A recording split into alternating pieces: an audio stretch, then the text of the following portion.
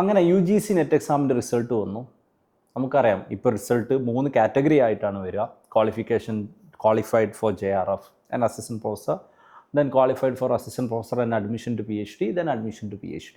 3 കാറ്റഗറിയിലായിട്ടാണ് റിസൾട്ട് ഉള്ളത്. അപ്പോൾ ഈ അഡ്മിഷൻ ടു PhD എന്നുള്ളത് റീസെൻ്റ്ലി UGC അല്ലെങ്കിൽ NTA ഇൻട്രൊഡ്യൂസ് ചെയ്തിട്ടുള്ള ഒരു ആസ്പെക്റ്റാണ്. അപ്പം അങ്ങനെ ഒരുപാട് ക്വാളിഫൈ ചെയ്ത ആളുകളുണ്ട് ഇപ്രാവശ്യം. ആ ആളുകൾ പലരും കൺഫ്യൂഷൻ ചോദിക്കാറുണ്ട്, ഇനി എന്താണ് ചെയ്യേണ്ടത്, PhD ഇതുകൊണ്ട് എന്താണ് ഉപകാരം എന്നുള്ളതൊക്കെ.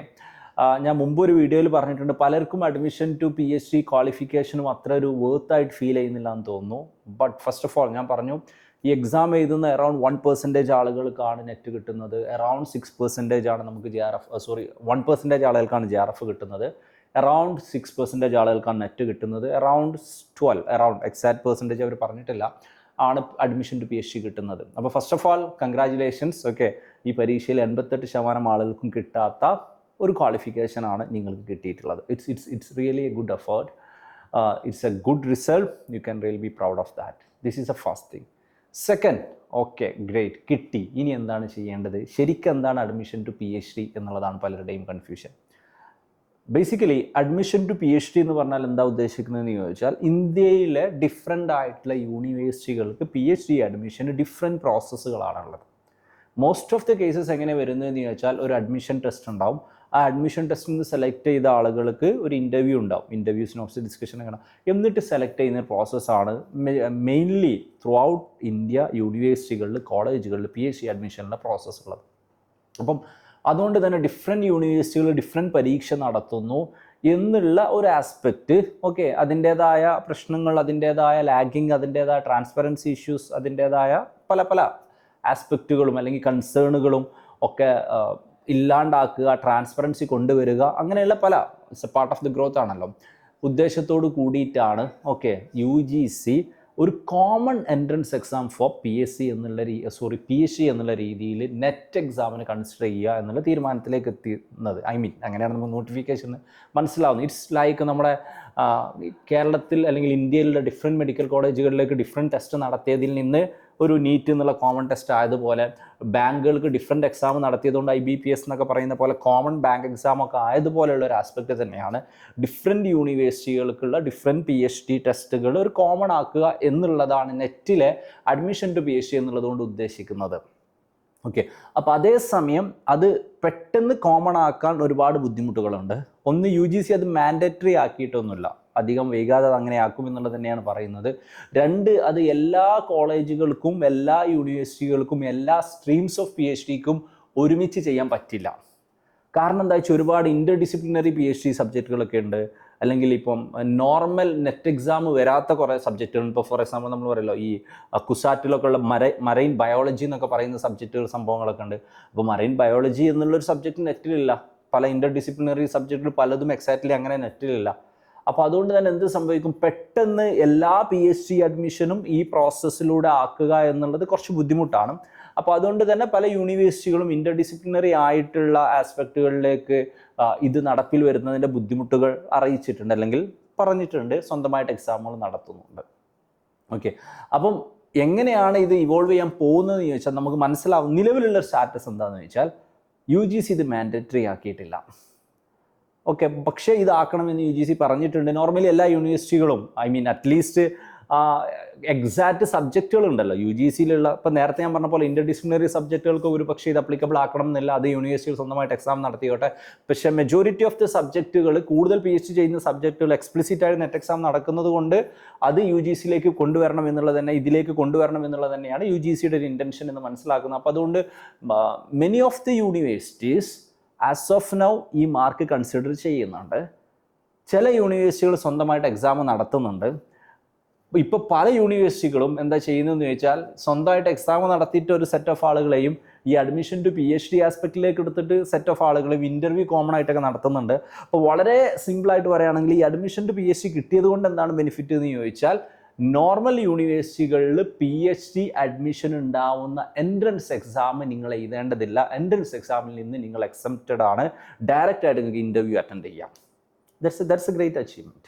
കാരണം PhD വളരെ ഡിമാൻഡ് കൂടിക്കൊണ്ടിരിക്കുന്ന ഹയർ എഡ്യൂക്കേഷൻ സെനാരിയോയിൽ എൻട്രൻസ് എക്സാം അല്ലാതെ ഡയറക്റ്റായിട്ട് ഇൻ്റർവ്യൂയിലേക്ക് എത്തുന്ന നിങ്ങൾക്ക് നല്ലൊരു സിനോപ്സിസും ഇൻ്റർവ്യൂവിൽ നന്നായിട്ട് പെർഫോം ചെയ്യാൻ പറ്റുകയാണെങ്കിൽ there is A high chance you can start your PhD എന്നുള്ളതാണ്.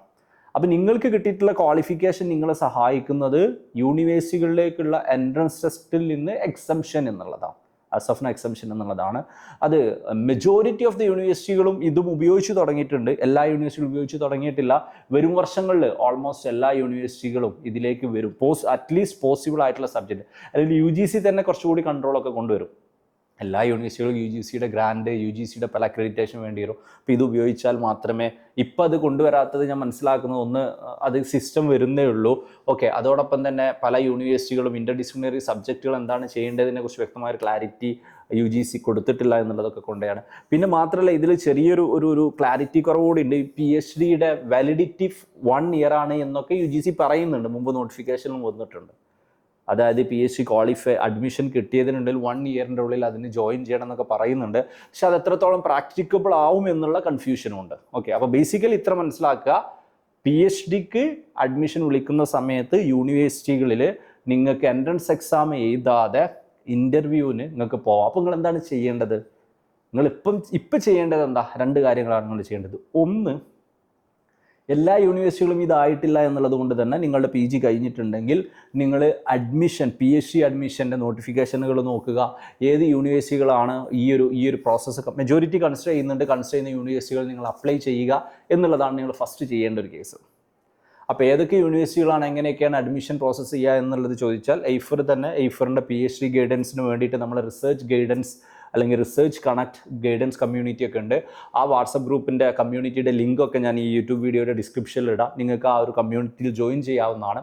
അത് നിങ്ങൾ ജോയിൻ ചെയ്യുന്ന പക്ഷം ഡിഫറെൻറ്റ് യൂണിവേഴ്സിറ്റികളിൽ PhD വിളിക്കുന്ന സമയത്ത് നമ്മളതിൽ അപ്ഡേറ്റ് ചെയ്യും. അതല്ലാതെ നിങ്ങളുടേതായ രീതിയിൽ നിങ്ങൾക്ക് അതിനെക്കുറിച്ച് അറിയാൻ പറ്റും. നിങ്ങൾക്ക് ആ ഒരു കമ്മ്യൂണിറ്റി ജോയിൻ ചെയ്യാവുന്നതാണ്. അപ്പോൾ ഇപ്പം ചെയ്യേണ്ടത്, എപ്പോഴാണോ നിങ്ങൾ PG കഴിഞ്ഞ ആളാണെങ്കിൽ അല്ലെങ്കിൽ PG കഴിഞ്ഞതിന് ശേഷം ഇങ്ങനെയുള്ള ഡിഫറെൻറ്റ് യൂണിവേഴ്സിറ്റികളിൽ PhD അഡ്മിഷൻ വരുന്ന സമയത്ത് അതിന് അപ്ലൈ ചെയ്യുക.